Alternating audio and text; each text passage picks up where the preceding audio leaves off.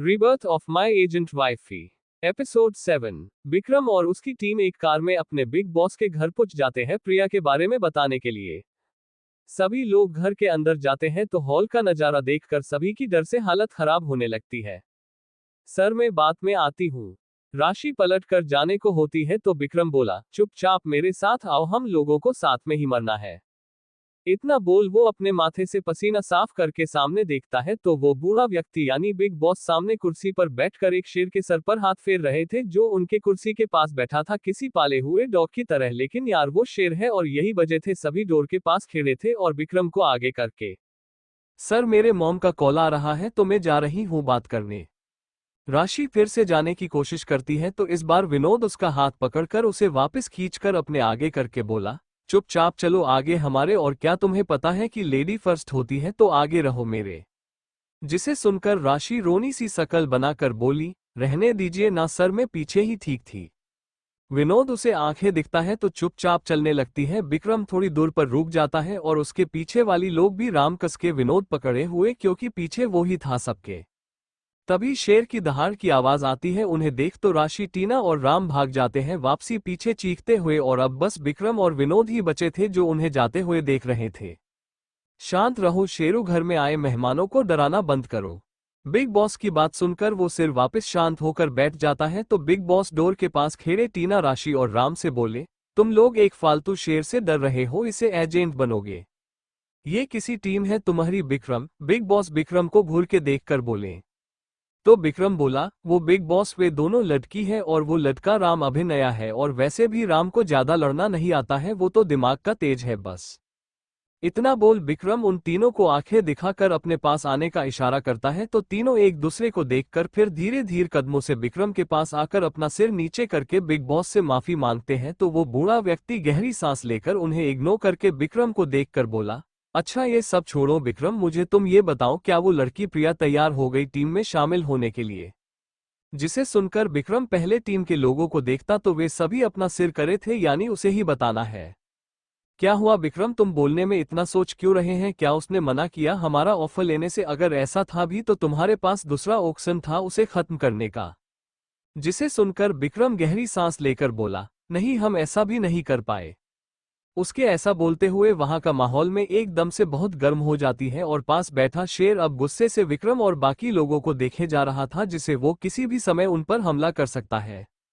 वहां जितने भी बॉडी बिल्डर आदमी खड़े थे सभी एक दूसरे को देख रहे थे, उन्हें लगा कि अब ये सब गए क्योंकि बिग बॉस को इसे लोग नहीं पसंद हो, उनका काम ना कर सके और इन सब ने एक लड़की को नहीं मार पाया, बहुत शर्म की बात है ये तो। बिग बॉस के चेहरे के भाव देखकर विक्रम आगे बोला, वो लड़की हमारी सोच से भी आगे निकल गई बॉस।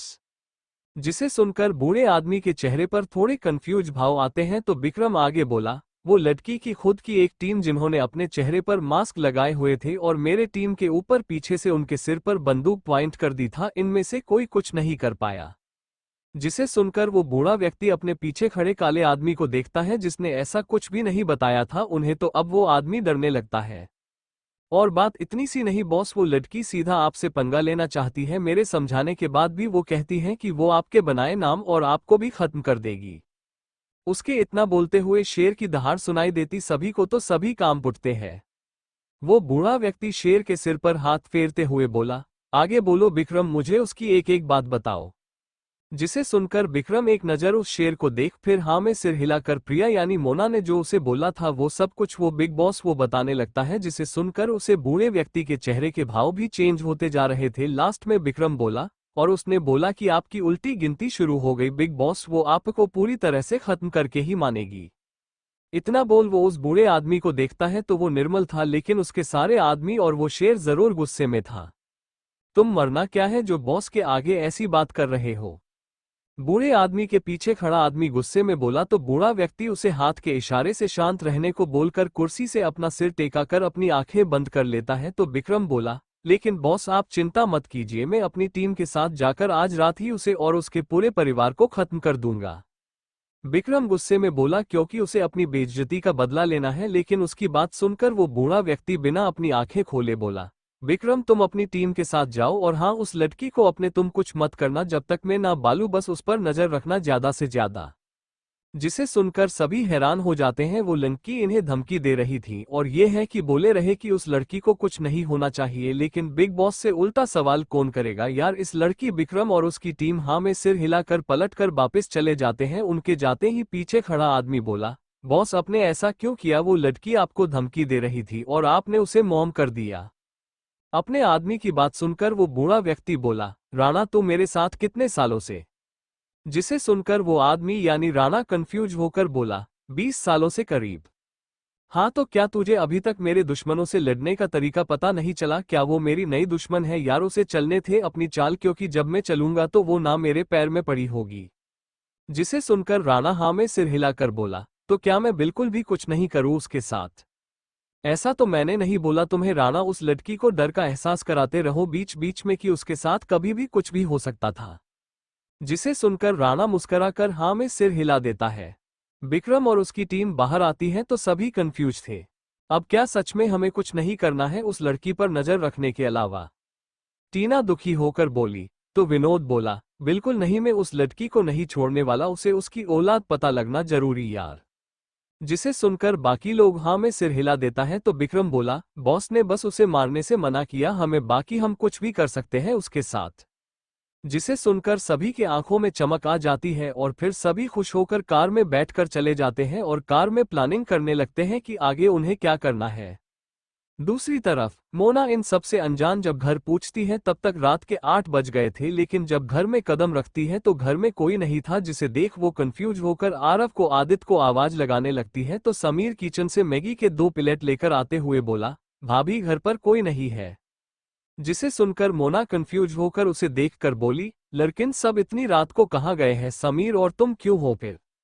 देखो भाभी मुझे ये बच्चों की पार्टी बिल्कुल भी पसंद नहीं है तो मैंने साफ मना कर दिया, लेकिन बाकी लोगों को हमारा आरव जबरदस्ती लेकर गया धमकी देकर कि वे लोग नहीं गए तो उसके दोस्त की बर्थडे पार्टी में तो उन लोगों से नाराज हो जाएगा, तो सभी चले गए हैं।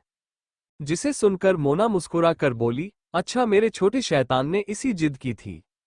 समीर मुस्कुरा कर हाँ में सिर हिलाकर अपने हाथ में ली दोनों प्लेट को टेबल पर रखकर बोला, आओ भाभी मैगी खा लो, अब यही खाकर सोना है हमें। इतना बोल कुर्सी पर बैठ जाता है और मोना को सामने कुर्सी पर बैठने का इशारा करता है। तो मोना कंफ्यूज होकर बोली, लेकिन क्यों, क्या सुषमा आंटी भी गई है? अरे नहीं भाभी, वो आज काम पर ही नहीं आई, शायद उनकी तबीयत खराब थी। क्या हुआ, क्या आपको भूख नहीं है? समीर अभी भी प्रिया भाभी को दूर खड़ा देखकर बोला। जिसे सुनकर मोना नामे सिर हिलाने को होती है, लेकिन मैगी देखकर उसके मुंह में पानी आने लगता है। उसने सुबह से कुछ नहीं खाया, उसे सच में बहुत तेज भूख लग रही थी और ये समीर उसके चेहरे को देखकर समझ रहा था। मुझे पता है भाभी, मैंने आपके साथ पहले बहुत गलत करने की कोशिश की, तभी आप मुझे माफ नहीं कर पा रही है, लेकिन कम से कम मेरे साथ खाना खा ही सकते हैं, मैं यार इतना भी बुरा नहीं हूँ। इतना बोल समीर उदास सा चेहरा बना लेता है, जिसे देखकर मोना उसके पास आकर बोली, नहीं नहीं समीर ऐसी बात नहीं, मैंने तुम्हें माफ कर दिया और खाने में किसी शर्म लाओ में खाती हूँ, तुम अपना देख लेना। इतना बोल मोना उसकी भी प्लेट लेकर कुर्सी पर बैठकर मैगी खाने लगती है मुस्कुराते हुए। क्यों समीर शौक होकर ये देखता रह जाता है तो मोना बोली, सॉरी यार सच में बहुत तेज भूख लग रही है, तुम अपने लिए और बना लो ना। इतना बोल वो जल्दी जल्दी खाने लगती है तो समीर गहरी सांस लेकर बोला, ओके ओके मैं और बना कर लाता हूँ, लेकिन प्लीज आप धीरे धीरे खाओ, मैं और लेकर आता हूँ बनाकर। इतना बोल वो खड़ा होकर जाना लगता है तो मोना बोली, अरे मेरे प्यारे देवर जी आप अब अपने लिए बनाना, मेरे इतने में हो जाएगा। जिसे सुनकर समीर हंसते हुए बोला, ओके मेरी प्यारी भाभी जी। इतना बोल वो किचन में चला जाता है और मोना मैगी खाने लगती है। समीर किचन में आकर दीवार के पीछे छुपकर मोना को देखकर बोला, वाह समीर काम हो गया है, अब ये गई काम से, जब तक सब पार्टी से आएंगे तब तक तो मैं इसके साथ बिस्तर गर्म कर चुका हूँगा। इतना बोल उसके चेहरे पर मुस्कान आ जाती है और मोना को मैगी खाते हुए देखने लगता है। मोना दोनों प्लेट की मैगी खाने के बाद पानी पीकर अपने पीठ पर हाथ फेरते हुए बोली, वाह मजा आ गया, चालू ये आदमी किसी काम तो आया मेरे, चलो अब बहुत नींद आ रही हूँ, जो थोड़ा सो लूं, तब तक आदित्य आरव आएंगे। मोना यही सोचकर खड़ी होती है तो उसे अपने सिर भारी भारी लगने लगता है और सीढ़ियां की तरफ जा रही थी तब तो उसके आंखों के आगे अंधेरा सा छाने लगता है। ये मुझे क्या हो रहा है, मोना अपना सिर पकड़कर बोली और फिर वहां गिरने लगती है। तभी समीर भागकर आता है और मोना को अपने बाहों में भर लेता है। राघव जब जंगल के बने घर पूछता है तब तक तो गीता ने नताशा के बॉडी में जहां जहां कुर्ते ने काटा था वहां वहां पट्टी बंधी थी। वो आराम कर ही रही थी अपनी आंखें बंद करके, तभी एक झटके से डोर खोलता है तो नताशा डर के एकदम अपनी आंखें खोलकर, प्लीज मुझे छोड़, इन कुर्ते को मुझसे दूर रखो प्लीज, इतना बोल वो रोने लगती है। राघव जब अपनी बीवी की इसी हालत देखता है तो उसके आंखों में नमी आ जाता है और वो धीरे धीरे कदमों से उसके पास आने लगता है तो नताशा उसे बिना देखे अपना सिर दूसरी तरफ करते हुए उठकर बैठ जाती है बेड पर और अपने पैरों को मोड़कर बैठ जाती है डरी हुई। राघव के दिल में दर्द होने लगा था उसकी ये हालत देखकर और उसके पास बेड पर बैठते हुए बोला, बेबी मैं हूं, देखो मुझे। इतना बोल वो उसका हाथ पकड़ने को होता है तो वो पीछे होकर बोली, नहीं नहीं, दूर रहो प्लीज मुझसे। जिसे देखकर राघव और ज्यादा रोना आने लगता है। डोर पर खड़े विशाल और लिली ये देख रहे थे, उन्हें भी बुरा लगा रहा था कि नताशा कितनी डर चुकी है। राघव फिर एकदम से उसे गले लगाकर रोते हुए बोला, बेबी मैं हूं तुम्हार प्यारा हब्बी प्लीज। नताशा जब राघव की बात सुनती है और अपने राघव का एहसास को महसूस करती है, वो भी कस के उसके गले लग रोने लगती है तो राघव उसके सिर पर हाथ फेरते हुए बोला, आपने मुझे क्यों नहीं बताया कि आप खतरे में और क्यों खुद ही इतना सब झेला, अगर आपको कुछ हो जाता तो मैं तो जीते जी ही मर जाता है ना। जिसे सुनकर नताशा रोते हुए बोली, आपकी जरूरत वहां भी तो थी ना, सबसे ज्यादा हब्बी, और मुझे बचाने आखिर में आ हो गई थी मोनादी, बस इसलिए मुझे लगा आपको बताना सही नहीं लगा। जिसे सुनकर राघव गहरी सांस लेकर बोला, आप भी ना पागल है पूरी, सिर्फ आपके लिए। नताशा मुस्कुरा कर बोली तो डोर पर खड़े विशाल और लिली भी मुस्कुराने लगते हैं। लिली के आंखों में आंसू आ गए थे जिसे वो साफ कर रही थी और फिर वो विशाल को देखती है जो उसे ही देख रहा था तो वो उसके आंखों में देखकर बोली, क्या हुआ, आप हमें इस तरह क्यों देख रहे हैं। विशाल नामे सिर हिलाकर देता है और वे दोनों एक नजर राघव और नताशा को देखकर वहां से जाने लगते हैं। दोनों एक साथ चल रहे थे, दोनों की दिल की धड़कन तेज हो गई थी। चलते हुए वे लोग अर्जुन और कविता के रूम के बाहर आते तो वे देखते हैं ये भी यही हाल था। अर्जुन कविता को शांत करा रहा था जो बहुत डर चुकी थी, वो बेचारी देख भी नहीं सकती थी, फिर भी उसके साथ उन्होंने ऐसा किया। लिली दुखी होकर बोली तो विशाल गहरी सांस लेकर बोला, हाँ मन तो कर रहा अभी जाकर उन्हें मारूं, लेकिन मेरी बहन का कहना सही है, ये लोग दुनिया की नजरों में अपराधी, उन्हें चाहिए और वो सजा मिलेगी उन्हें। लिली हाँ में सिर हिला देती है तो दोनों फिर से आगे चलने लगते थे। दोनों के बीच छुपी थी, तभी वे तीसरे रूम के बाहर आते हैं तो इसमें वो डॉक्टर अली और उसके साथियों की गोली निकाल रही थी राहुल की मदद से। राहुल बेचारा चुपचाप उसकी मदद कर रहा था, लेकिन फिर वो उसे दो बातें सुना रही थी और वो कुछ नहीं बोल पा रहा था।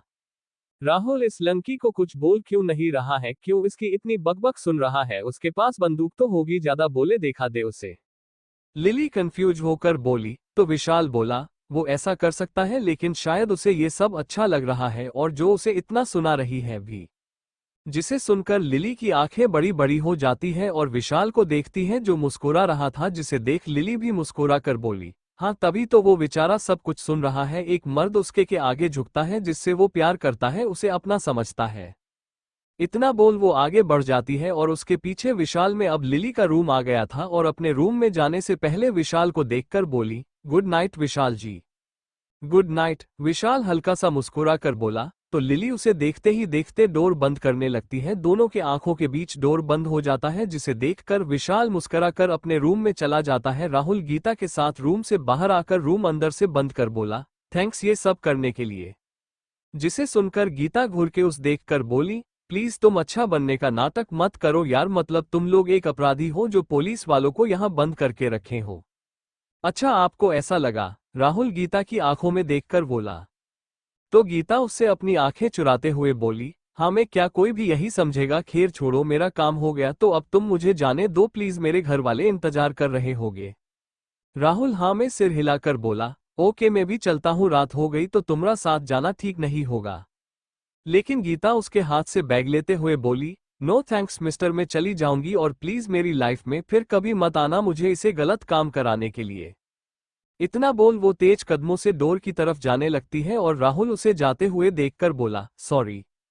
पर गीता उसे सुनकर भी इग्नोर कर देती है क्योंकि उसे बहुत गुस्सा आ रहा था इस लड़के पर और अपने आप पर भी। क्यों उसने डॉक्टरी सीखी थी अगर इस दिन के लिए जहां वो इन अपराधियों का इलाज करेगी और उनकी हेल्प, तो इससे अच्छा किसी दुर्घटना में उसके हाथ ही नहीं रहे थे, या मर जाती तो सही होता, कम से कम वो ये पाप करने से तो बच जाती। वो यही सोचकर वहां से बाहर आकर जंगल के रास्ते जाने लगती है घर, लेकिन तभी उसे जानवरों की आवाज आती है तो वो डरने लगती है, लेकिन फिर हिम्मत करके जाने लगती है। राहुल भी उसके पीछे था, क्योंकि भले ही ये लड़की उससे नफरत करती थी लेकिन उसने अपना काम किया और वो गलत नहीं है। इसकी जगह कोई भी होता तो वो ऐसा ही सोचता, इसलिए वो उसके पीछे जा रहा था।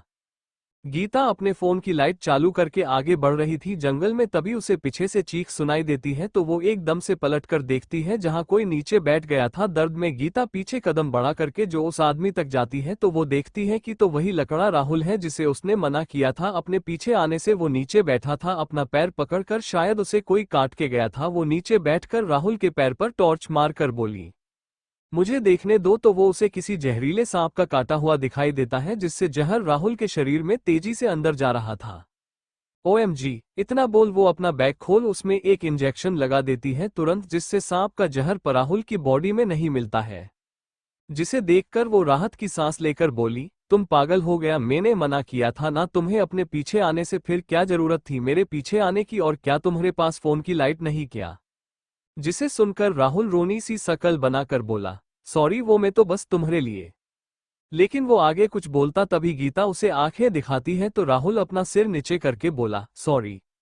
जिसे सुनकर गीता गहरी सांस लेकर बोली, तुम पागल और गधे भी बड़े वाले, चलो अब यहां से।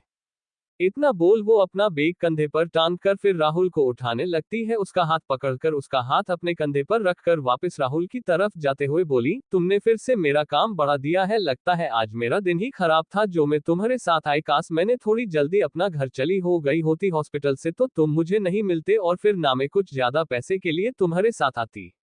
गीता राहुल का हाथ अपने कंधे पर रख उसे पकड़कर चली रहती और राहुल बस उसे देखे जा रहा था। उसे बिल्कुल उसकी बात का बुरा नहीं लग रहा था। गीता धीरे कदमों से उसे वापस घर में लाकर बोली, तुम्हारा रूम कौन सा है? इतना बोल वो राहुल को दुखती है जो उसे देख रहा था, जिसे देखकर गीता गुस्से से उसे घूरती है तो राहुल साइड में इशारा करता है, जिसे देखकर गीता उसे उस तरफ ले जाते हुए बोली, तुम पागल हो क्या यार, मैं तुम्हें इतना कुछ बोले जा रही थी और तुम हो कि चुपचाप चल रहे हो? वैसे तुम लोग ऐसा काम क्यों करते हो? उन पुलिस वालों को जाने दो ना। इतना बोल गीता राहुल को उसके बेड पर लिटा देती है तो राहुल उसे घूर के देखकर बोला, तुम्हें जिस बारे में कुछ नहीं पता हो ना तो मत बोलो। जिसे सुनकर गीता राहुल को घूरे को देखकर बोली, ओके मत बताओ, लेकिन तुम्हें अब आराम करना चाहिए। इतना बोल वो राहुल को एक और इंजेक्शन लगा देती है, लेकिन इस बार बेहोशी का, जिससे राहुल गहरी नींद में चली जाता है। जिसे देखकर गीता अपना बैग उठाकर बोली, मुझे माफ करना, तुम अच्छे हो लेकिन गलत के साथ हो और मैं कभी गलत का साथ नहीं दे सकती हूँ। इतना बोल वो घिरे घिरे कदमों से राहुल के रूम से बाहर आकर जब देखती है कि कोई नहीं है तो वो उस रूम का डोर खोलकर अंदर आराम कर रहे इंस्पेक्टर अली और उसके साथियों को देखकर बोली, आप लोग प्लीज यहां से चलो जिससे पहले कोई जगह जाए। इंस्पेक्टर अली और उसके दोनों साथी एक कोने में उदास बैठे हुए थे। जब डोर खोलने और सामने खड़ी लड़की की बात सुनते हैं तो एक दूसरे को देखकर खड़े हो जाते हैं और फिर रूम से बाहर आ जाते हैं। तो गीता उन्हें शांत रहने का इशारा करके अपने पीछे आने का इशारा करती है और फिर धीरे धीरे कदमों से उन्हें घर से बाहर ले जाती है। बाहर आते ही इंस्पेक्टर अली बोला, गुड जॉब डॉक्टर, आपको इसका बहुत बड़ा इनाम मिलेगा। गीता बोली, वो सब बाद में, पहले यहाँ चलो वरना आपके साथ में भी मारू जाऊंगी इनके हाथों। जिसे सुनकर सभी हाँ में सिर हिला देते हैं और जंगल से बाहर जाने लगते हैं।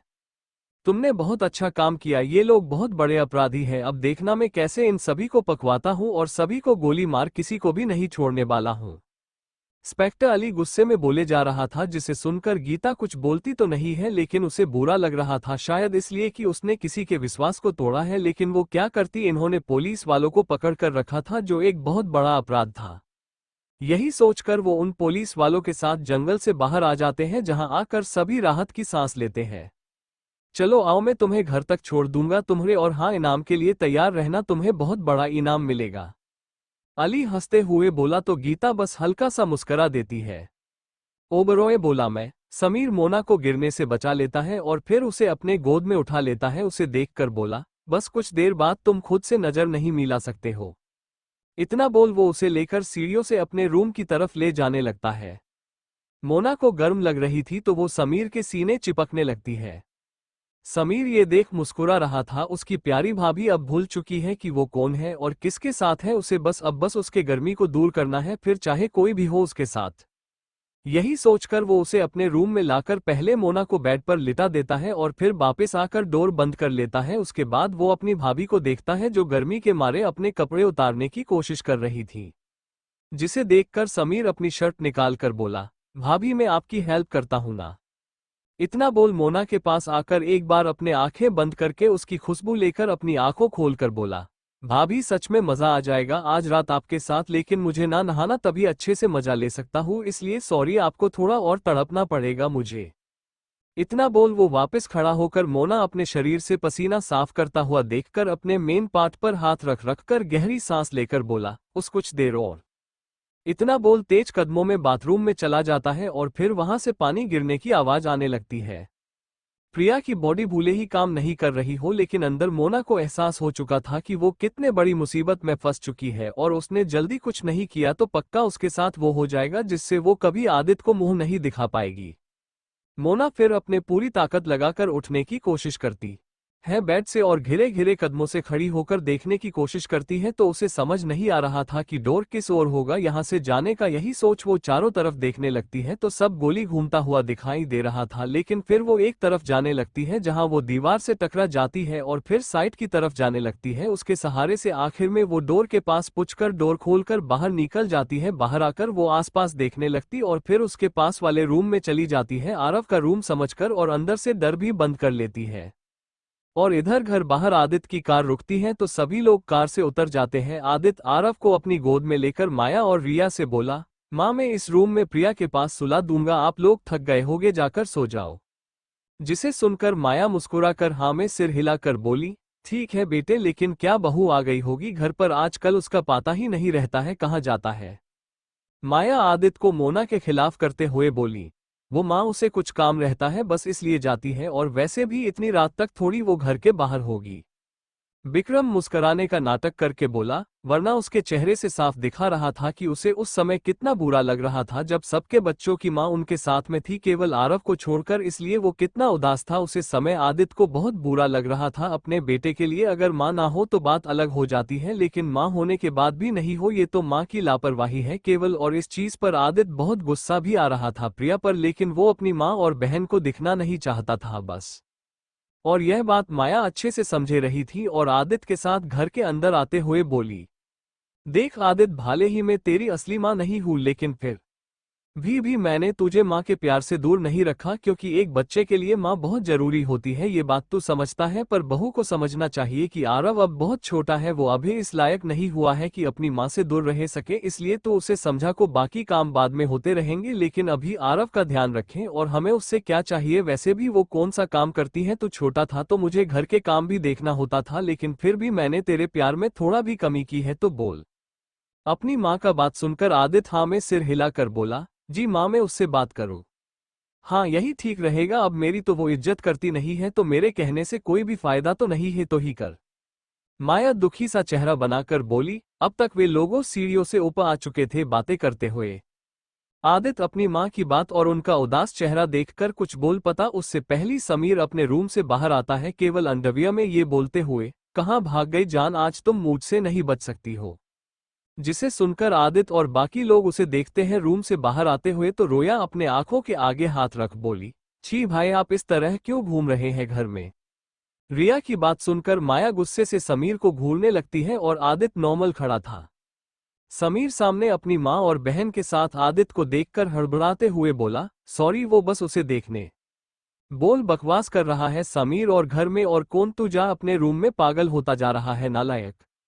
माया गुस्से से बोली तो समीर खुद को देख फिर बाकी लोगों को देख कंफ्यूज होकर वापस रूम में चला जाता है, सोचते हुए वो तो प्रिया को बेड पर लिटा छोड़कर गया था ना, फिर वो कहाँ चली गई, वो भी इस हालत में कैसे, और ये सोच चला जाता रूम में। जिसे देखकर माया अपना सिर पकड़कर बोली, क्या करूं यार मैं, इस लड़के का ना कोई काम करता है, बस पागलों जैसी हरकतें करा लो इससे। जिसे देखकर आदित्य बोला, गुड नाइट मॉम, मैं आरव को उसके रूम में सुला दूं। माया गहरी सांस लेकर हाँ में सिर हिलाकर बोली, ओके बेटे जाओ, बच्चे को सुला दो, मैं जा रही सोने के लिए। जिसे सुनकर आदित्य आरव को उसके रूम में ले जाता है, जिसे देख रिया बोली, माँ ये इस्मीर भाई किसे ढूंढ रहे थे। जिसे सुनकर माया चिढ़ते हुए अपने रूम की तरफ जाते हुए बोली, मुझे क्या पता, जा अपने भाई से पूछे ले। नहीं नहीं, मुझे नहीं जाना उनसे कुछ पूछने, इस समय में तो सोने जा रही हूँ अपने रूम में, बाय गुड नाइट मॉम। इतना बोल वो पहल रूम में चली जाती है, जिसे देख माया गहरी सांस लेकर बोली, सारे पागल मेरे घर में ही है यार।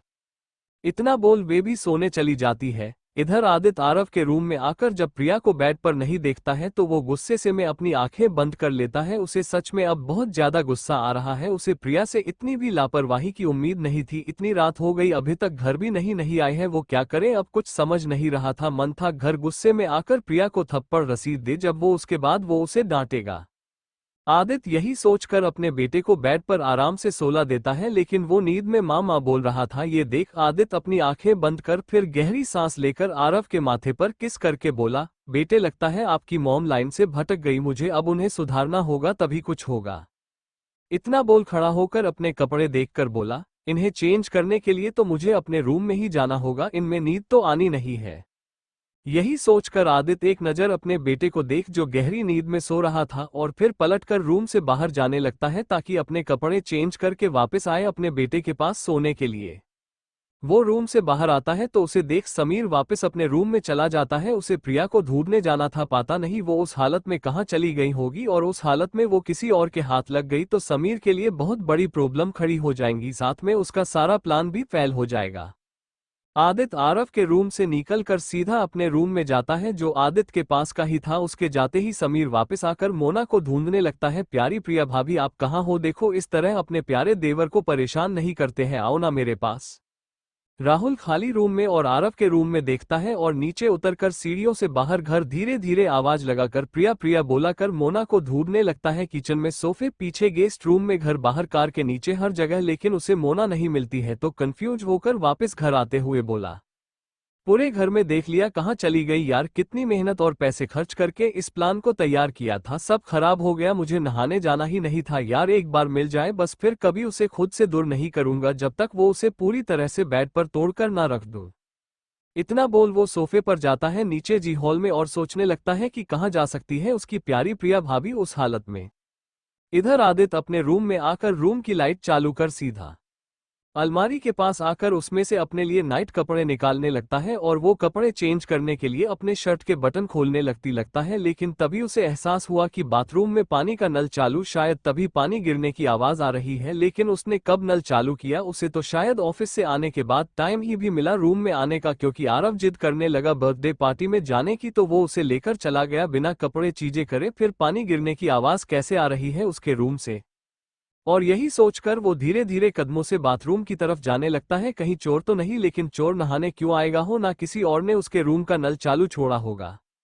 और यही सोचकर आदित्य धीरे से बाथरूम का डोर खोलकर अंदर देखता है तो अंदर का नजारा देखकर उसकी आंखें खोली की खोली रह जाती है। ये पागल लड़की यहाँ क्या कर रही है और इतनी रात को क्यों नहा रहा है, वो भी बिना कपड़े निकालने।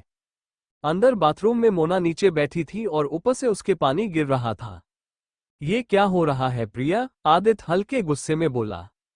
तो एक बार तो मोना नहीं सुनती है तो आदित्य को और गुस्सा आता है, इस लड़की के कितने भाव बढ़ गई, उसके बात का जवाब नहीं दे रही है। मैंने कहा तुम यहाँ इस तरह क्यों बैठी हुआ प्रिया। इतना बोल बाथरूम में अंदर आकर नीचे झुककर मोना का सिर ऊपर करता है तो मोना को एकदम लाल आंखें देख शौक रह जाता है। ओबरोय बिला में आदित्य के रूम में आदित्य जब बाथरूम में अपनी वाइफ प्रिया को नीचे बैठा देखता है सिर नीचे करे हुए तो पहले वो उसे डांटता है, लेकिन जब प्रिया अपना सिर ऊपर नहीं करती है तो आदित्य उसके पास उसका चेहरा ऊपर करके उसके लाल आंखें देखकर शौक रह जाता है। प्रिया ये क्या, लेकिन वो आगे कुछ बोलता उससे पहले ही मोना उसके सीने पर हाथ रखे उसे पीछे दूर धक्का देती है, जिससे आदित्य पीछे दीवार में लगता है और दर्द में अपना सिर पकड़कर गुस्से से मोना को देखकर अपने दांत पीसते हुए बोला, तुम। इस लड़की इतनी हिम्मत की इसने आदित्य ओबरॉय को धक्का मारा। लेकिन तभी मोना बोली, निकल जाओ यहां से, जिससे पहले मैं तुम्हें कोई चोट पूछा दूं, आदित्य जाओ यहां से प्लीज। जिसे सुनकर आदित्य कंफ्यूज होकर उसे देखता है जो फिर से उसे तरह बैठ गई, कसके अपने हाथों को एक दूसरे से पकड़कर खुद पैरों को बीच में फंसा कर ऊपर से गिर रहे दंड पानी में बैठी थी। उसे देखकर ऐसा लग रहा था जिसे वो बहुत दर्द में और खुद को कंट्रोल करने की कोशिश कर रही हो। जिसे देखकर आदित्य कुछ देर सोचकर बोला, प्रिया क्या तुम्हें किसी ने ड्रग्स दिया है। जिसे सुनकर मोना बिना अपना सिर ऊपर करके हाँ में सिर हिला देती है तो आदित्य शौक रह जाता है। अब आदित्य को समझ आ रहा था कि प्रिया की आंखें लाल क्यों हैं और ये वो ठंडे पानी में इस तरह क्यों बैठी है। यही सोचकर आदित्य उठकर बोला, तो फिर ये सब करने से कोई फायदा नहीं है प्रिया, तुम पूरी रात इस तरह यहाँ ठंडे पानी में बैठी नहीं रह सकती हो, तुम बीमार पड़ जाओगी बहुत यार, और अब उठ जाओ चलो। इतना बोल आदित्य मोना को कंधे से पकड़ ऊपर उठाने लगता है तो मोना उसे दूर करने की कोशिश करने लगती है, लेकिन आदित्य नहीं मान रहा था और वो उसे खड़ा कर देता है, जिसके साथ ही एक जोरदार थप्पड़ की आवाज आती है। आदित्य अपने गाल पर हाथ रख लेता है तो मोना गुस्से से चीखते हुए बोली, तुम्हें एक बार में कोई बात समझ नहीं आती आदित्य, जब मैं बोल रही हूँ कि मुझसे दूर रहो, जाओ यहाँ से प्लीज। इतना बोल उसके आंखों से आंसू बहने लगते हैं, प्लीज जाओ यहाँ से वरना मैं तुम्हें चोट पूछा सकती हूँ आदित्य।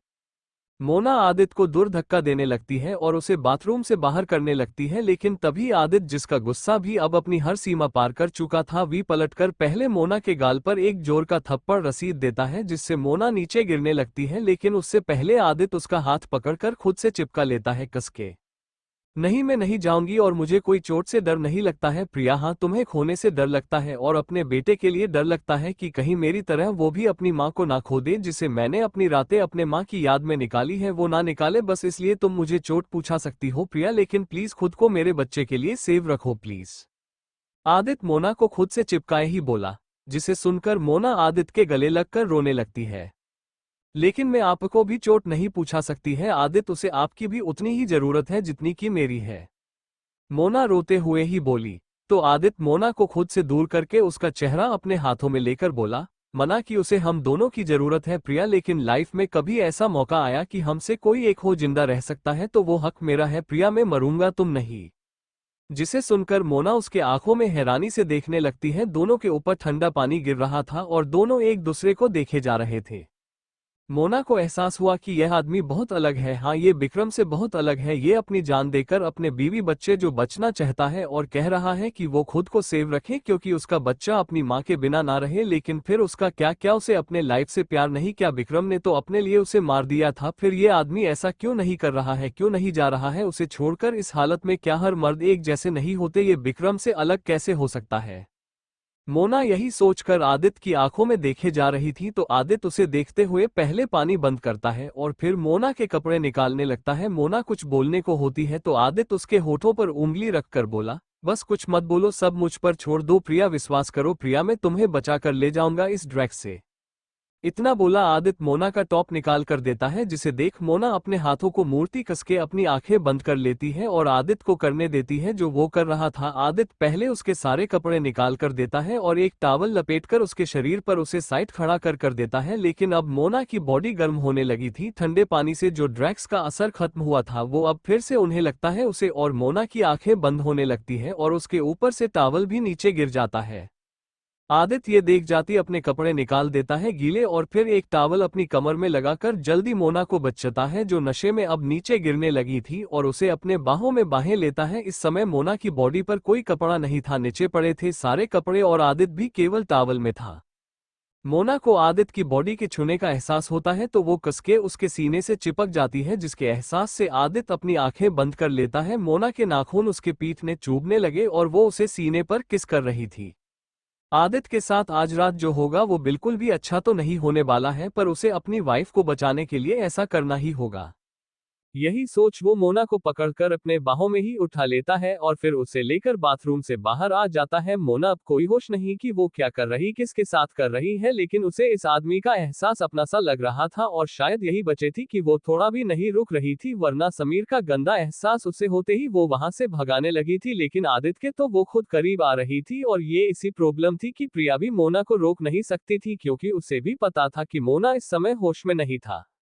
बैट से पूछने से पहले ही मोना ने आदित्य का टॉवल निकाल दिया था, यानी अब मोना की तरह बिना कपड़ों के था, दोनों के शरीर पर कोई कपड़ा नहीं था। आदित्य मोना को बेड पर लिटाने को होता है पर उसे उसके साथ बेड पर गिरना पड़ता है, क्योंकि मोना इस समय आदित्य बहुत कसके चिपकी हुई थी और थोड़ा भी उस नहीं छोड़ रही। आदित्य के पीठ में दर्द होने लगा था जब मोना के नाखून से खून आने लगता उसके पीठ से, और शायद इसलिए मोना मना कर रही थी कि वो उससे दूर रहे, वो उसे चोट नहीं पूछा सकती, पर आदित्य नहीं मना था तो अब उसे उसकी सजा भी मिल रही है, क्योंकि इस समय मोना को आदित्य की चोट नहीं बल्कि अपने अंदर की गर्मी को शांत करने थी जो आदित्य कर सकता था, जिसका एहसास भी आदित्य को था, तभी तो वो उसे रोक नहीं रहा था, फिर चाहे वो मर हो क्यों जा पर वो उसे रोकेगा नहीं।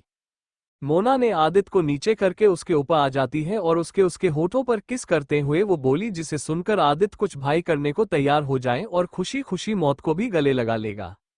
आदित्य आई लव यू, जिसे सुनकर आदित्य की आंखें बड़ी बड़ी हो जाती हैं और वो उसका चेहरा अपने हाथ में लेकर बोला, प्रिया तुमने मुझे आई लव यू बोला। इतना बोल वो उसे खुशी से देखने लगता है, लेकिन मोना को थोड़ी होश था कि वो क्या बोल रही है और क्या कर रही है, वरना वो पहली बार मर्जी से कर रही थी, वरना अभी जितने बार भी हुआ था उसमें सब कुछ आदित्य ही करता था, वो तो किस भी नहीं कर सकती थी प्रिया के वजह से। मोना आदित्य के हाथ पर किस करके नीचे के आकर उसके नाक, कान, ओठ, मुंह, माथा, इसका कोई जगह नहीं बच रही थी जहां वो उसे किस कर नहीं थी। और बेचारा आदित्य को प्यार कम टॉर्चर ज्यादा लग रहा था। सच में अब उसे एहसास हो रहा था कि जब कोई लड़का किसी लड़की के साथ करता है बिना उसकी मर्जी के, तब उसे भी ऐसा लगता होगा जैसा उसे लगता है। यहाँ जो कर रही थी वो उसकी शैतान बीवी कर रही थी, वो तो बस लेटी थी। तभी उसे एहसास हुआ कि प्रिया ने उसे अपने अंदर समा लिया है, तो वो अपनी आंखें बंद कर गहरी सांस लेकर खोलकर अपने ऊपर बैठी लड़की को देखता है जो कितनी तेजी से कर रही थी। ऐसा रहा था वो 30 मिनट भी नहीं टेक पाएगा, लेकिन मोना थोड़ी रोकने वाली थी। अब आज वो आदित्य की हालत को इस खेल में हरा कर ही मानेगी पक्का, और सुबह तक आदित्य का क्या हाल होगा ये आदित्य सोच भी नहीं सकता था। मोना अपने मुंह से आवाज भी निकाल रही थी जो रूम से बाहर तक जा रही थी। बाहर सीढ़ियों से समीर जब अपने रूम में जा रहा था, तब उसे जिसे ही वो आवाज सुनाई देती है तो जल्दी से भागकर आदित्य के रूम के डोर से अपना कान चिपकाकर ये आवाज सुनकर शौक होकर बोली, ओ तेरी प्रिया भाभी तो। इतना बोल वो अपने मुंह पर हाथ रख लेता है। फिर उसे बहुत गुस्सा आने लगता है। उसकी मेहनत और उसके के सारे मजे ये लड़की अपने पति को दे रही है, वो इस नहीं छोड़ेगा। इतना बोल वो गुस्से में ही अपने रूम में चली जाता है। और रूम के अंदर मोना को तेज तेज आवाज सुनकर आदित्य को समझ नहीं आ रहा था वो क्या करे। आज ये लड़की पूरे घर वालों को बताकर ही मानेगी कि उनके बीच में क्या हो रहा था। आदित्य के रूम के दूसरे था रिया का रूम। जब ये आवाज सुनती है तो अपने कान बंद कर लेती है। ये सब क्या हो रहा है यार, इनका प्यार हमारे लिए क्यों टॉर्चर बन रहा है। और आखिर में खड़े होकर गुस्से से अपने रूम से बाहर आकर आदित्य के रूम के डोर लात मारकर बोली, भाभी भाई प्लीज यार सुने दो ना, कम से कम अपनी छोटी सिंगल बहन को छोड़ दो। आदित्य जब उसकी आवाज सुनता है तो वो लंबी लंबी सांसें लेकर बोला, सॉरी यार मैं मजबूर हूं, आज रात ये आवाज बंद नहीं होने वाली, तू जाकर मॉम के रूम में सो। जिसे सुनकर रिया का मुंह खोला का खुला रह जाता है। मजबूर है इसका क्या मतलब हुआ यार, क्या इनके साथ जबरदस्ती हो रही है जो ऐसा बोल रहे हैं।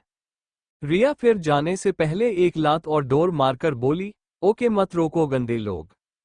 इतना बोल वो माया की रूम जाती है।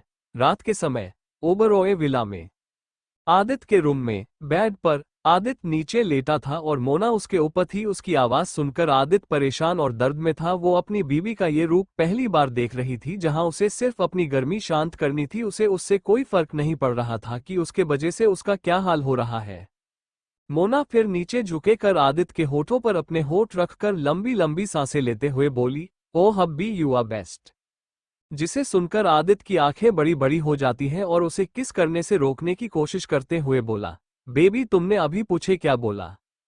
लेकिन मोना को थोड़ी होश था, उसने क्या बोला वो तो आदित्य के हाथों को दूर करके फिर से उसे किस करने लगती है। पागल होगी ये लड़की, सिर्फ अपनी किए और बोले जा रही है, उसका क्या यार। कुछ देर बाद आदित्य खत्म हो जाता है। तभी मोना नहीं रुक रही थी और फिर कोशिश करती है तो आदित्य उसे पकड़कर लेटा कर बोला, अभी नहीं, उसे थोड़ा टाइम प्रिया, तब तक मैं करता हूँ तुम्हारी हेल्प। तो वो उसके नीचे आकर शुरू हो जाता है, जिससे भी मोना ठीक लग रहा था और अपनी आंखें बंद कर आदित्य की सिर के पलों में हाथ फेरते हुए बोली, ओ हब्बी आप भी ना। जिसे सुनकर आदित्य फिर से उसे हैरान होकर देखता है तो वो अपनी आंखें बंद करे हुए थी और आदित्य के रुकने पर वो उसका सिर नीचे करने लगती है तो आदित्य फिर शुरू हो जाता है। इनके साथ तो अब ये होना ही है पूरी रात। चलो देखते हैं दूसरी तरफ क्या हो रहा है। रात के 2 बजे के समय विशाल की नींद खोलती है और जाकर उस रूम में देखता है तो उसे कोई भी दिखाई नहीं देता है। जिसे देख वो शौक होकर अर्जुन राघव के डोर नॉक करता है तो वे दोनों बाहर आ जाते हैं, क्योंकि उन्हें पता था रात को उन्हें अपने बॉस का काम करना है। जिन्हें देख विशाल परेशान होकर बोला, यार वो स्पेक्टर और उसके साथी रूम में नहीं है मौजूद। क्या लेने वे लोग कैसे भाग सकते हैं, आपने रूम का डोर तो बंद कर दिया था ना सही से। हाँ राहुल बंद किया होगा। अर्जुन इतना बोल उसे रूम देखता तो उसमें कोई ना देख वो परेशान हो जाता है। उसके साथ भी ये देख बोला, लेकिन जब जब बंद किया तो भाग कैसे सकते हैं, इसका मतलब इतना बोल वो अर्जुन और विशाल को देखता है, जिनकी आंखें भी हैरानी से बड़ी हो जाती है और तीनों भागकर राहुल का रूम डोर नॉक करने को होते हुए, लेकिन वो हल्के छूते ही खुल जाता है। इसका मतलब डोर खोल था, जिसे देखकर तीनों अंदर आकर देखते हैं तो राहुल आराम से सो रहा था। यार कोई इस गधे को उठो और बताओ इसने क्या कर दिया है। विशाल राहुल को सोता हुआ देखकर बोला, जिसे सुनकर अर्जुन राहुल को उठाने लगता है और राघव जाकर टेबल पर रखे उसके लैपटॉप को चालू करके सीसीटीवी कैमरे चेक कर जो घर हॉल में लागे हुए थे, और जिसे देख उसकी आंखें हैरानी से बड़ी बड़ी हो जाती है। भाई ये तो मुझे बेहोश लग रहा है, अर्जुन राहुल ना उठता देखकर बोला। जिसे सुनकर विशाल कंफ्यूज होकर कुछ बोलता उससे पहले राघव बोला, हाँ क्योंकि उसे बेहोश किया गया है, ये देखो। इतना बोल राघव अर्जुन और विशाल को लैपटॉप की स्क्रीन देखता है, जहां पर वो लेडी डॉक्टर राहुल के रूम से निकलकर उस रूम में जाती है और फिर उसमें से वो अली और उसके साथियों के साथ घर से चली जाती है, जिसे देखकर सभी शॉक हो जाते हैं। ये सब उस डॉक्टर ने किया है, उसने हमारे विश्वास का ये सिला दिया। अर्जुन पूरी वीडियो रिकॉर्डिंग देखकर बोला तो राघव हाँ में सिर हिला देता है, लेकिन विशाल का चेहरा गुस्से से लाल हो जाता है और राहुल को देखकर बोला, हमारे नहीं इसके विश्वास को लात मारकर गई वो, और अब हम सब मुसीबत में पड़ सकते हैं, वो भी इसके वजह से। इतना बोल वो सीधा बाथरूम में जाता है, जिसे देखकर राघव और अर्जुन कंफ्यूज हो जाते हैं। तभी विशाल एक पानी से भरी बाल्टी लाता है, जिसे देख दोनों की आंखें बड़ी बड़ी जो जाती है और उनके देखते ही देखते विशाल बाल्टी का पूरा पानी राहुल के सिर पर डालने लगता है, जिससे राहुल एकदम से होश में उठकर बोला, बाढ़ आ गई, बचाओ मुझे, कोई बचाओ। लेकिन तभी उसके गाल पर एक थप्पड़ और पड़ता है, तो अपने गाल पर हाथ रखकर देखता है तो सामने राघव, एक तरफ अर्जुन और दूसरी तरफ विशाल खड़ा था, जिसने उसे अभी थापड़ मारा था। तीनों को खुद को घूरता देख राहुल अपने गाल पर हाथ रख रोने सी शकल बनाकर बोला, मैंने क्या किया जो आप लोग मुझे इस तरह से मार रहे हैं। राघव इस दिखा इसने क्या किया है ताकि फिर से मैं इस मारूं। विशाल राहुल को कंफ्यूज देखकर बोला तो राघव हाँ में सिर हिलाकर लैपटॉप की स्क्रीन राहुल तरफ कर देता है वीडियो चालू करके, और उसे वीडियो को देख राहुल अपनी आंखें बड़ी बड़ी करके बोला, ये गीता क्या कर उन्हें क्यों भागा रही है। जिसे सुनकर अर्जुन चिढ़ते हुए बोला, भाई आप इस गंदे जो और मारो, देखो अभी इस लग रहा है वो लड़की मासूम है। जिसे सुनकर राघव बोला, मासूम नहीं बहुत बड़ी निकली और इसका काट कर भाग गई, और अब हम सब मुसीबत में पड़ सकते हैं। अगर हमें यहाँ से नहीं भागे तो क्यों ये कभी भी अली पूरी पुलिस टीम के साथ आ सकता है, यानी हमारे पास ज्यादा टाइम नहीं है। जिसे सुनकर विशाल राहुल के सिर पर मारकर बोला, और ये सब इसके वजह से हुआ, क्या जरूरत थी तुझे एक डॉक्टर पर विश्वास करने की, अरे ये पुलिस के दोस्त होते हैं डॉक्टर लोग, देखा उसने क्या किया।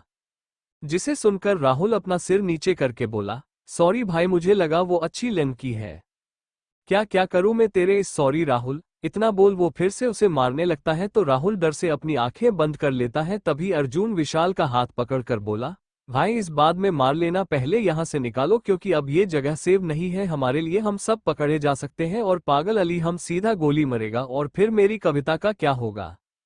जिसे सुनकर राघव बोला, हाँ भाई सामान पैक करो, यहां से निकलो जिससे पहले कि पुलिस यहां पर आए। विशाल गहरी सांस लेकर बोला, ओके चलो निकलते हैं यहां से। उसकी बात सुनकर अर्जुन अपने रूम की तरफ भागता है और राघव अपने रूम की तरफ और विशाल लिली के रूम की तरफ। अर्जुन ये देख उदास होकर अपना सिर नीचे करके बोला, ये सब मेरे वजह से हुआ है, सब मुसीबत में फंस गए जाए हैं, तुमने ये अच्छा नहीं किया गीता, मैं तुम्हें कभी माफ नहीं करूं, और लाइफ में मौका मिला तो तुम्हें इसकी सजा खुद अपने हाथों से दूंगा, फिर चाहे मैंने तुम्हें से पसंद ही क्यों नहीं किया हो, लेकिन तुम्हारी वजह से मेरे बॉस का पूरा प्लान फैल गया है और इस चीज की माफी नहीं है मेरे पास। इतना बोल वो अपने आंखों से आंसू साफ करके बेड से खड़ा होने लगता है। तभी इसकी नजर अपने पैर में काटे सांप के निशान पर जाती है तो दुखी होकर बोला, इससे अच्छा तो मर गया होता, कम से कम मुझे तुम्हारा ये चेहरा तो नहीं देखना पड़ता। इतना बोल वो एक बैग में अपना सामान पैक करके लैपटॉप लेकर रूम से बाहर आता है दुखी सा चेहरा बनाकर। तो सभी लोग हॉल में थे अपने सपने बैग लिए, और राहुल को देख सभी लोगों उसे घूरते गुस्से से, क्योंकि अब सभी एक परिवार की तरह रह रहे थे, लेकिन राहुल की गलती ने सब खत्म कर दिया। अब पता नहीं कौन कान जाएगा पुलिस से बचाने के चक्कर में। मुझे तो वो लड़की पहले ही सही नहीं लगी थी, जब वो राहुल से लड़ रही थी उसी समय उसे भी पकड़ कर रखते तो अब ये नहीं होता। लिली गुस्से से राहुल को देखकर बोली, तो नताशा जो राघव के पास सोफे पर बैठी थी, छोड़ो भी, अब हो गया सो गया, चलो यहां से। इतना बोल वो खड़े हो जाती है राघव के हेल्प से। अर्जुन भी गहरी सांस लेकर कविता को गोद में लेकर खड़ा हो जाता है जो अभी सो रही थी, और फिर सभी अपने अपने बैग लेकर एक बार पूरे घर को देखकर जाने लगते हैं। कितने कम समय में इस बड़े से घर में उन्होंने कितना अच्छा समय निकाला था और अब सभी को फिर से जाना पड़ रहा है। राहुल को सबसे ज्यादा बुरा लग रहा था और उसके आंखों से आंसू बह रहे थे। तभी विशाल उसके कंधे पर हाथ रखकर बोला, चल कोई बात नहीं भाई, लेकिन आगे से किसी पर इतना विश्वास मत करना। देखना है तूने कि तेरे बॉस को विश्वास के बदले क्या मिला था, और अब तो भी वही करने चला था। अगर हम सुबह पता चलता तब तक पुलिस हमें घेर कर खड़ी और हम कुछ भी कर पाते। जिसे सुनकर राहुल एकदम से विशाल के गले लग रोने लगता है, जिसे पलटकर सभी नम आंखों से देख रहे थे। विशाल सभी को चलने का इशारा करके प्यार से उसके सिर पर हाथ फेरते हुए बोला, बस भी कर, बहुत होगा रोना, चल यहाँ से, हम आगे का प्लान हम बाद में सोचेंगे कि हम कहाँ रखकर अपना काम करना है। इतना बोल वो भी घर से बाहर चला जाता तेजी के साथ, और इसके पीछे राहुल एक बार और घर में देखकर डोर बंद कर चला जाता है। सभी जंगल से बाहर आ जाते हैं जहां राघव की कार रखी थी जो मोना ने उसे दी थी ताकि वो आरव को स्कूल छोड़ सके। सभी के बैग पीछे रख कार में और आगे विशाल और राघव बैठ जाते हैं, बाकी सब पीछे। राघव कार चालू करके उसे शहर की तरफ ले जाने लगता है तो विशाल बोला, राघव कुछ दिन में मुंबई में ना हो, वो सबके लिए अच्छा है, वरना खुद के साथ हम मोना को मुसीबत में डाल देंगे। जिसे सुनकर राघव कार को वहां से दूसरे रास्ते ले जाता है और उनके जाने के करीब 30 मिनट बाद ही कई सारी गाड़ी आ जाती हैं, जिनमें कुछ पुलिस की तो कई बिग बॉस के आदमी की, और फिर सभी में से काले कपड़े पहने आदमी और पुलिस वाले बाहर आते हैं। करीब 50 पुलिस वाले और 50 काले कपड़े पहने आदमियों के साथ इंस्पेक्टर अली जंगल के अंदर प्रवेश करते हैं। आज ही खेल खत्म करने का प्लान कर लिया था उसने, सबको केवल मोना को छोड़ना था, उसे बिग बॉस जी मारेंगे। गाड़ियों के ऊपर लगी लाइट की रोशनी पूरे जंगल में पड़ रही थी ताकि कोई भी कहीं से बचकर ना जा सके। सभी लोग तेजी से उसे घर की तरफ बढ़ रहे थे। सच में विशाल और बाकी लोग थोड़े भी लेट होते तो शायद कोई जिंदा नहीं बचता आज, क्योंकि बिग बॉस तो यही चाहता था कि वो लड़की नहीं मारे, बस बाकी उनके सभी शादियों को मार दो। अली उन्हें उसे बड़े से पत्थर को हटाकर घर के अंदर ले जाता है और डोर में लात मारकर डोर तोड़कर बोला, कोई भी जिंदा नहीं बचना चाहिए, बस उसे लड़की को छोड़ना। इतना बोल वो साइड हो जाया है और काले कपड़े पहने आदमी और पुलिस वाले एक एक से हाँ में सिर हिलाकर घर के अंदर चले जाते हैं अपने हाथ में बंदूक लिए। नेक्स्ट मॉर्निंग सूर्योदय सुबह के 10 बजे ओबरॉय विला में। आदित्य का रूम में अंदर मोना ने आदित्य को पूरी तरह से निचोड़कर बेड के नीचे फेंक दिया था और खुद पूरे बेड पर उल्टी सो रो रही थी, जिसके पीछे भाग पर टॉवल डाली हुई थी जो आदित्य ने डाल दी थी गहरी नींद में जाने से पहले, और खुद भी अंडरवियर में पड़ा हुआ था नीचे, इसलिए ताकि उसकी बीवी का फिर मौसम ना बन जाए। बुरी रात में कितनी बार हुआ वो उसे याद ही नहीं रहा था। सच में अब 2 दिन तो ऑफिस जाने के लायक नहीं बचा है। लेकिन वही मोना अब बिल्कुल ठीक थी और चैन की नींद सो रही थी। मेहनत तो उसने भी की, भले ही उसे होश नहीं था, लेकिन दर्द तो उसे भी होगा, लेकिन वो तो होश आने के बाद भी पता चलेगा। अभी तो वो बहुत सुंदर सपना देख रही थी जहां वो अपने आरव के साथ गर्दन में खेल रही थी। आरव रुक जाओ बेटे, मैं थक गई अब और नहीं भाग सकती हूँ। मोना अपने हाथों दोनों पैरों के घुटनों पर रखकर बोली, क्या हम आप इतनी जल्दी थक गई हो? दूर से बोला तो मोना नीचे बैठकर बोली, हाँ लिटिल बॉय, मम्मा से अब और नहीं होगा। जिसे सुनकर आरव अपना सिर पकड़ लेता है। मोना जिसे मुस्कुरा कर देख रही थी, तभी वो देखती कि कोई मास्क लगाए आरव के पीछे आकर खड़ा, तो मोना की आंखें बड़ी बड़ी हो जाती है और वो आरव को अपने पास बोलने को होती है तो उसकी आवाज भी नहीं निकल रही थी। मोना नम आंखों से अपने बेटे के पीछे खड़े मास्क वाले आदमी को देखने लगती है। तभी वो मास्क वाला आदमी आरव को पीछे पकड़कर उठा लेता है, जिसे देख आरव जोर जोर से बोलने लगता है, मम्मा बचाओ मम्मा। मोना जिसे सुनकर रोते हुए उस आदमी के आगे हाथ जोड़कर ना में सिर हिलाने लगती है। तभी वो आदमी अपने दूसरे हाथ से मास्क निकालकर बोला, अब मैं तुमसे तुम्हारा बच्चा भी छीन लेता हूँ। इतना बोल वो जोर जोर से हंसने लगता है। वो विक्रम था जिसने पहले उसे मारा था और अब उसके बच्चे को ले जा रहा है। मम्मा मम्मा बचाओ मुझे। लेकिन विक्रम आरव को ले जाने लगता है। मोना रोते हुए जिसे देख रही थी, उसका शरीर भी काम नहीं कर रही था, पता नहीं क्यों। मम्मा डैडी। अभी भी मोना को ये आवाज आ रही थी, लेकिन फिर डोर नॉक होने की आवाज आती है जोर जोर से, जिसे सुनकर मोना कंफ्यूज हो जाती है। लेकिन फिर आरव की आवाज सुनकर मोना एकदम से अपनी आंखें खोल लेती है। तो मोना देखती है कि बेड पर सो रही है और वो शायद आदित्य के रूम में है। तभी उसे फिर आरव की डोर नॉक करने की आवाज आए, मम्मा डैडी प्लीज डोर खोलो।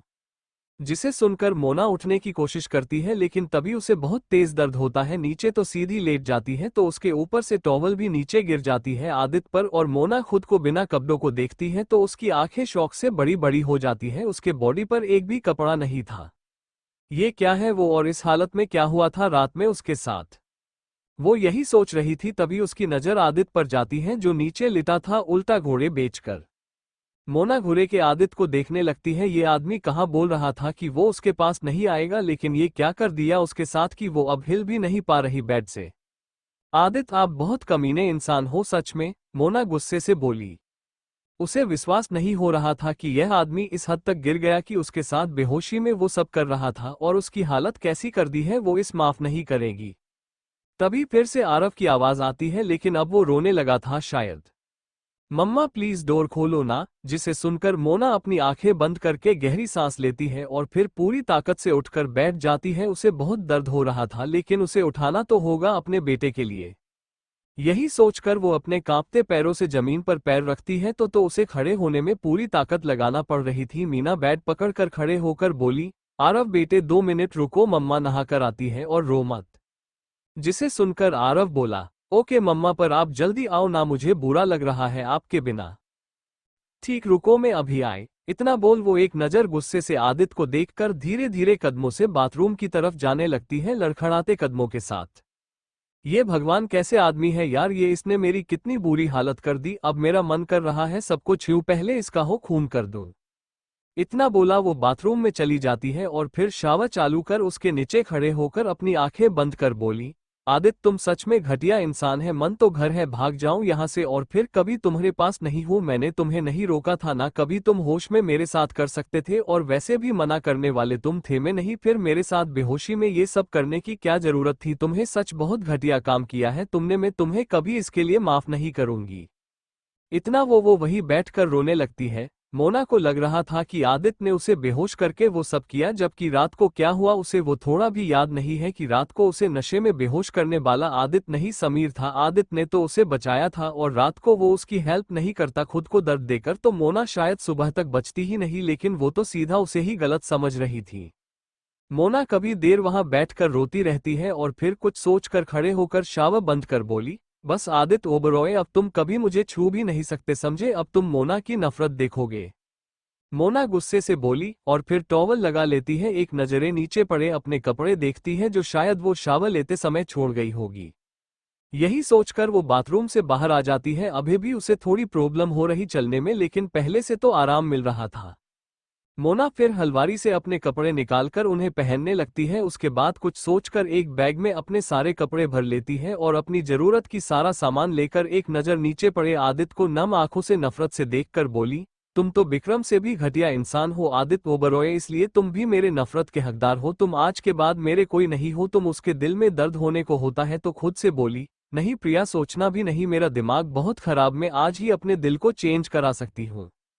जिसे सुनकर उसका दिल निर्मल हो जाता है और मोना अपना बैग लेकर रूम से बाहर आ जाती है और फिर सीधा बैग लेकर आरव के रूम में जा रही थी। उसी समय समीर अपने रूम से निकल रहा था। समीर मोना को देख बहुत डर जाता है। उसे डर था कि पता नहीं अब ये लड़की उसकी साथ क्या करेगी, लेकिन मोना तो उसे सही से देखती भी नहीं है और उसके पास से निकल जाती है किसी अनजान बनकर, और फिर आरव के रूम में जाकर डोर बंद कर लेती है।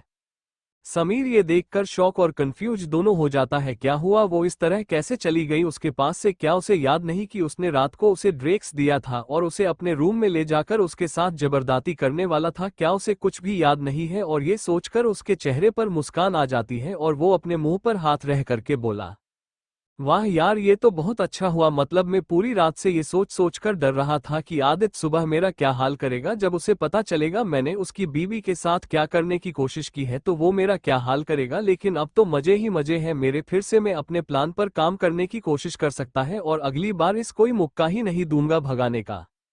यही सोच वो जोर जोर से हंसने लगता है। आरव के रूम में आरव बेड पर बैठकर अपनी मम्मा को कंफ्यूज होकर देख रहा था, जो उसकी छोटी सी अलमारी में अपने कपड़े रख रही थी। मम्मा, क्या आपकी डैडी से लड़ाई हो गई? जिसे सुनकर मोना बोली, हाँ ऐसा ही कुछ समझ लो। अब मम्मा डैडी के पास कभी नहीं जाएंगी, बहुत गुस्सा हूं मैं उनसे। मोना गुस्से में बोली। जिसे सुनकर आरव बोला, वाह, ये तो बहुत अच्छी बात है मम्मा। अब आप सिर्फ सपने आरव के पास रखेगी। आपको पता है मैं कितना रोया था आपके बिना। रात को आप मेरे साथ ऐसा क्यों करती है? मुझे छोड़कर डेड के पास सोने गई। क्या आप मुझसे प्यार नहीं करती थी? आरव दुखी होकर बोला। तो मोना जो अपने कपड़े रख देख रही थी, पूरी अलमारी भर गई थी उसके कपड़ों से, आरव के एक कोने में रखे हुए थे।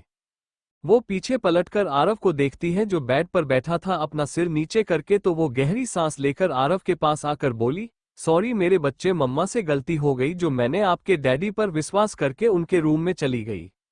मोना बेड पर बैठकर आरव को अपने गोद में बैठते हुए बोली और उसे अपने सीने से लगा लेती है। मोना के ऐसा करते हुए आरव रोने लगता है। तब मोना को एहसास हुआ कि उसका बेटा रात में कितना रोया होगा उसके लिए, लेकिन वो भी क्या करती, उस घटिया इंसान ने उसे बेहोश करके वो सब छी अपनी ही बीवी के साथ ऐसा कौन करता है। और होश में वो क्या माना करती, उसका मन होता उतना करता, बाद में बस उसे अपने बच्चे के पास जाने देता तो उसका बेटा इतना नहीं डरता।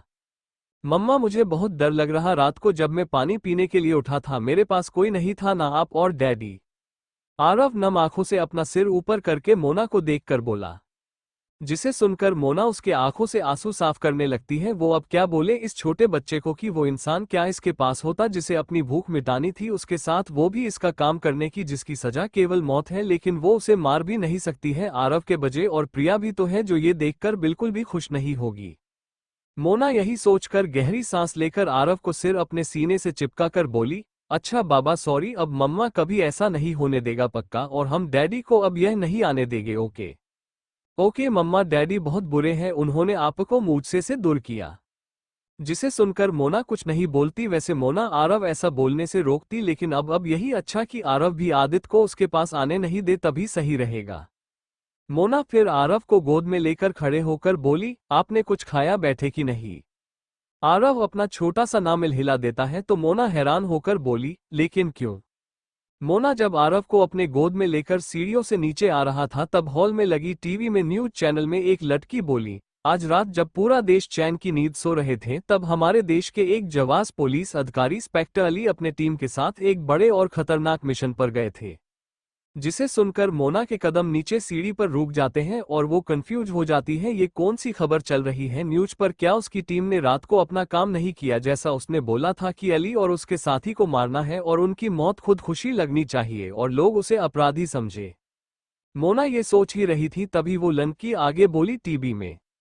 हाँ बिल्कुल सही सुना आपने, में उसी इंस्पेक्टर अली की बात कर रही हूँ जिन्होंने ना जाने कितने अपराधियों को मारकर देश की रक्षा की। कल रात को उनकी टीम को पता चला था कि कुछ लोग बहुत बड़ी प्लानिंग कर रहे हैं देश को नुकसान पहुंचाने का, और पुलिस के उसे खबीर को उनका एड्रेस भी पता गया था। इसलिए इंस्पेक्टर अली अपनी टीम और 50 पुलिस की पूरी टीम लेकर गए। उनका प्लान था कि वो उन्हें पकड़ लेंगे, पर शायद सभी अपराधियों को पता चल गया है कि पुलिस उन्हें गिरफ्तार करने आ रही है, इसलिए वे लोग भाग गए। पिछले ही पर पुलिस ने उसे पूरे जंगल में घेराबंदी कर वहां बने उसे घर को पूरे तरह से तोड़ दिया है, लेकिन पुलिस के हाथों उन अपराधियों के खिलाफ सबूत मिल गए। तो अब हमें सामने उन सभी अपराधी के चेहरे देखने जा रहे और नाम भी बता रहे हैं, ताकि आपको वे लोग मिले तो आप तुरंत पुलिस खबर कर खुद इन्हें से ना लड़े, क्योंकि वे लोग किसी भी नुकसान पहुंचा सकते हैं। मोना का पूरा दिमाग हिला गया था कि ये बोल रही है, लेकिन जंगल की तस्वीर और उस घर टूटने हुए देखकर ये खबर झूठी तो नहीं हो सकती है। यानी कल रात जो बहुत कुछ हो चुका है जिसके बारे में उसे कुछ नहीं पता चला, और चलता भी कैसे आदित्य ने बेहोश होकर दिया था। मोना को अब और ज्यादा गुस्सा आ रहा था और आरव को 2 मिनट रुकने को बोलकर सोफे पर बैठकर न्यूज देखने लगती है। हाँ तो ये रही वे तस्वीर जिसका नाम है विशाल, राहुल, राघव, अर्जुन, और ये 2 लड़की है कविता और नताशा, और इनकी लीडर की तस्वीर नहीं है पुलिस के पास लेकर आप लोग इन 6 लोगों की तस्वीर अपने फोन और लैपटॉप में सेव करके, ताकि अपने आसिन देखे तो तुरंत पुलिस को खबर करिए हमारे इस नंबर पर कॉल करें। मोना अपने मुंह पर हाथ रख लेती है और साइड बैठा समीर जो न्यूज देख रहा था वो अपने फोन में फोटो खींच लेता है, जिसे देख मोना गुस्से से उसे घूरती है। क्या भाभी आप मुझे क्यों घूर रही है? मैं बस इन लोगों की तस्वीर ले रहा हूं ताकि कल को इनमें से कोई मेरे सामने आए तो मैं पुलिस को खबर करके एक अच्छा नागरिक होने का फर्ज अदा कर सकूं। तभी टीवी एंकर बोली, और अब खबर आ रही है सरकार ने इन लोगों को पकवाने वाले को इनाम देने का ऐलान किया है। किसी एक को पकड़वाने पर पूरे 50,000 रुपए देगी सरकार आपको। जिसे सुनकर समीर के आंखों में चमक आ जाती है और वो अपने फोन कैमरा चालू कर बोला, तो फिर मुझे इनकी अच्छी सी फोटो लेने दो, 50,000 तो मुझे ही चाहिए।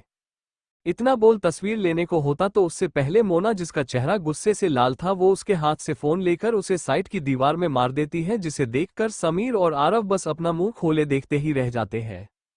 आरव समीर की रोनी शकल देखता है जो अपने फोन को टूटा हुआ नीचा पड़ा हुआ देख रहा था, तो मीना को कंधे से हल्का कर बोला, मम्मा आपने चाचू का फोन क्यों तोड़ दिया, देखो वो रो रहे हैं। आरव की बात सुनकर मोना उसे भी आंखें दिखा देती है, तो वो डर से अपना सिर नीचे करके मोना की गोद में अपना सिर छुपा लेता है डर से। जिस देख मोना फिर समीर को देखती है तो वो हल्का सा मुस्कुरा कर बोला, कोई बात नहीं भाभी, एक फोन ही तो था, केवल 1 लाख का, वैसे भी चेंज करने की सोच रहा था, अच्छा हुआ आपने तोड़ दिया, गुड, अच्छा किया आपने। इतना बोल वो अपने मुंह पर हाथ रख लेता ताकि वो रोए नहीं और चुपचाप उठकर बोला, बहुत अच्छा किया आपने भाभी, बहुत अच्छा किया। लेकिन थोड़ी दूर पर जाते ही उसके आंखों से आंसू बहने लगते हैं। उसने अभी 2 दिन पहले नया फोन किया था, तोड़ दिया, ये लड़की उसका बदला ले रही पक्का, पर उसे मार लेती, फोन तोड़ने की क्या जरूरत थी यार, अब उसके पास एक पैसा नहीं है, वो कैसे लाएगा नया फोन। यही सोच वो पाने फोन के टुकड़े सीने से लगाकर रोते हुए जाने लगता है सीढ़ियों से अपने रूम में। मोना उसे इग्नोर करके टीवी में आगे न्यूज देखती है। ब्रेक के बाद हम आपको बताते हैं कि सरकार ने उस काबिल इंसान को इनाम देने का फैसला किया है जिसे ने पुलिस को उन अपराधी की खबर लाकर दी। तो देखो ये वो तस्वीर जिसमें ये लड़की जो एक डॉक्टर है, इनका नाम है गीता कौर, इन्होंने ही पुलिस को खबर दी थी, तो उन्हें सरकार पूरे 1 लाख रुपए देने जा रही है। और सभी को गीता से सीख लेनी चाहिए कि देश प्रेम हमेशा ऊपर होना चाहिए। गीता उस घर में किसी का इलाज करने गई थी, तभी उन्हें शक हो गया था कि ये लोग अपराधी है, तो उन्होंने पुलिस को इस बारे में खबर दी।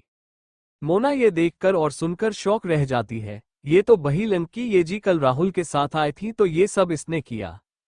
इतना बोल मोना के हाथों की मुट्ठी कस जाती है, वो इस लड़की को नहीं छोड़ेगी। मोना टीवी में गीता को देखकर बोली, जो खुशी होकर एक पुलिस वाले से पैसे का चेक लेकर कैमरे की तरफ देख रही थी, इस लड़की ने कुछ पैसे के लिए ये सब किया है ना, ठीक है मोना, अब इस भी सजा देगी, लेकिन पहले मुझे अपने साथियों का पता लगाना होगा।